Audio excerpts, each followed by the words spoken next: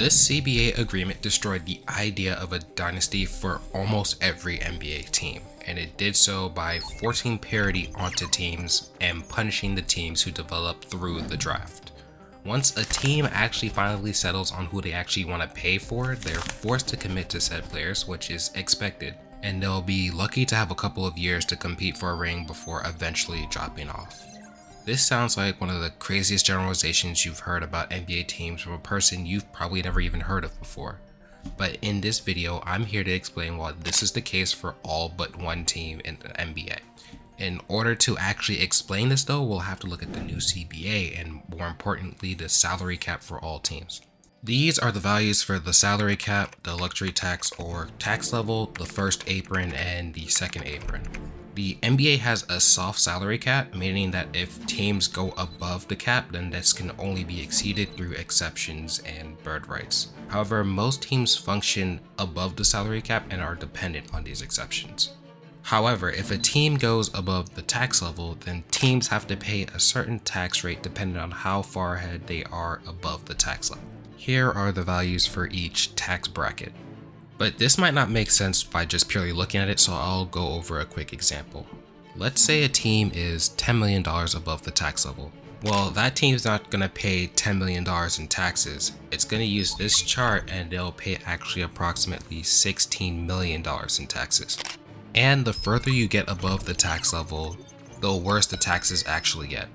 This generally doesn't affect the up-and-coming teams as their players are still young and trying to establish themselves within the league, and they probably won't have a huge contract. The tax level generally affects the teams that are trying to compete for a championship.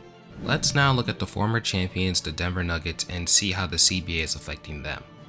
They recently lost KCP as the Magic signed him for 3 years, $66 million, and the Nuggets also traded away Reggie Jackson to the Charlotte Hornets for 3 second-round picks.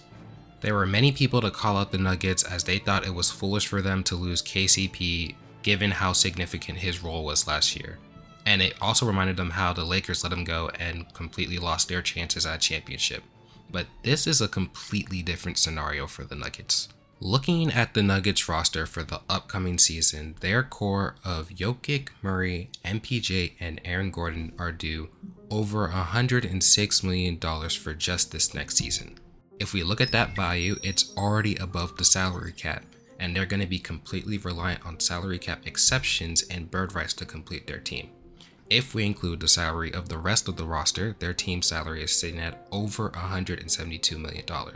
Now this value is above the luxury tax, meaning that they're going to have to pay more to keep their current players. Now imagine the Nuggets actually decide to keep Reggie Jackson and KCP. Let's look at how much the Nuggets would have to pay in taxes. Reggie was owed $5.25 million and KCP was owed $20.95 million. This would mean that the Nuggets would be approximately $28.18 million over the tax level. But based on the values from the tax bracket, they would have to pay over $75 million in taxes just to retain 2 role players. Putting this into context, their best player in Jokic is only due $50 million. It's just not cost effective to keep those players despite their value, and it makes sense why the Nuggets had to let them go. They can't pay to keep their important players, and those important players are only going to cost more the upcoming seasons afterwards. Pair this with the fact that Jamal Murray's contract ends this upcoming season, he's going to want more money. So Denver is in a position where they're probably unable to get bigger names, they're left to use only their exceptions, and they're unable to afford their role players unless they take a discount. Now the idea of trading Reggie Jackson for picks and letting go of KCP starts to make a bit more sense. They're just not affordable. But hey, at least when they traded Reggie Jackson, they got some picks. But here's another thing. What if the Nuggets miss on those picks? Can they compete at the same level? The answer to this obvious question is no. Their team starts to have glaring weaknesses that they're unable to cover for, ultimately making the team worse. And this was at the cost of making another team, in this case the Magic, better. But maybe this is just a situation for the Denver Nuggets. Let's, instead of looking at the former NBA champions, look at the current NBA champions with the Boston Celtics. Let's see how their scenario plays out. If we look at the cost of the C's 5 starters, they're all going to be due over $160 million next year. If we look at the exact value, their starters are just $6 million under the tax level. If we include the salary for the rest of the roster, the Celtics team salary is going to be over $208 million. This would put them $38.12 million over the tax level. But the taxes jump to an extreme $120+ million. Outside of this, if they're able to maintain their team for the upcoming season, the season afterwards, Porzingis' contract is set to expire and he'll probably want to sign for more, as he was a significant part of their championship run. Unless Porzingis decides to take a salary cut, someone who is probably going to be a role player will have to sacrifice, and if they don't want to sacrifice, they can eventually leave to another team that would want their skill set. The Celtics may inevitably lose important role players and will have to rely on picks to approximate the lost value. Are you starting to see a pattern? The taxes that teams are incurring through the luxury tax are making it almost impossible to maintain a team, as their prices become too high the more the years go on. Championship teams are unable to afford those players, and those players are more likely to go to teams that can pay them what they're worth. The teams that can pay them are more likely to be a developing team who will eventually run into the same situation in the future, or a team who has money to spend. These teams most likely also make these decisions to improve, while the team losing these players are going to get worse in order to just save money. This process, if you really think about it, is artificially creating parity. But this is just what happens for the championship teams. What happens when there's a contending team that is out of reach of a championship?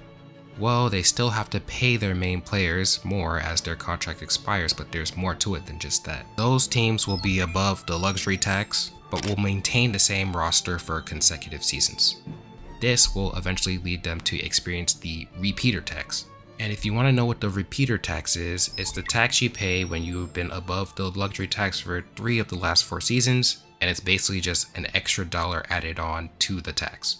If you want an example of how bad it can get, the Warriors paid an NBA record $176 million in just taxes last year alone. And this was just with a team that couldn't make it past the play-in. Basically, for contending teams who maintain their roster for a long period of time, they eventually get to the point where they have no money to give to any big names at all, but it's also impossible to maintain their starters, as they'll eventually get shipped off, and we're seeing this in full effect. If we look at the Warriors, the Clippers, and the Lakers, they are examples of teams who have maintained their roster but haven't been able to get a championship and are paying the repeater tax. We just seen this offseason that the Warriors were unable to pay Klay Thompson and he went to the Mavericks. Not only this, but Wiggins and Kuminga's names have been mentioned in trade talks. The Clippers couldn't pay PG the amount that he wanted, and he was upset about that, and he eventually left to the 76ers. The Lakers were unable to receive any of the names that they've mentioned during free agency, probably because they can't pay as much as they're used to, and they're also looking to probably ship out D'Angelo Russell to a team that can provide them extra value. This isn't just happenstance. Constructing a team for the long term is just unaffordable. It really makes you wonder how the CBA was agreed upon by players and the NBA, but it starts to make sense when you look at it from a player's perspective rather than a team's perspective. Sure, the team struggles to just maintain itself, but the players receive the benefits in money. They get to establish their cost, and if it's not to their liking, they'll get sent to a place that will pay them what they want. And whether or not the team can compete afterwards, at least they get paid. The craziest teams to beat don't last long enough anyways, and will get to compete in the long term. Players are able to basically get their cake and eat it too at the cost of the teams. Teams are nearly impossible to build, and if done successfully, barely last long enough to create a dynasty. Unless you have a genius GM who has been hoarding up picks while upping the value of their team to a championship level. OKC is the only team that fits this scenario, as they have been put into a situation where they can sustain a team long enough for success and have enough draft equity that if they have to lose some players, they can gain it back through the draft.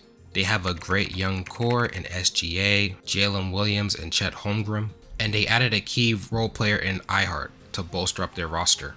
In fact, their situation is so great comparative to other teams that other teams have started picking up on this. And we've seen loads of blockbuster trades these past few seasons that have traded great players for a lot of draft picks. But having the picks just isn't enough. In order for this to work, you have to be able to draft right, and OKC has been proven to do so, unlike these other teams. At the end of the day, this league is going to be stuck with this CBA agreement, so we have to thank CJ McCollum and Grant Williams for that. But it'll be interesting to see how teams try and adjust to this new era of basketball until this new CBA contract gets renewed.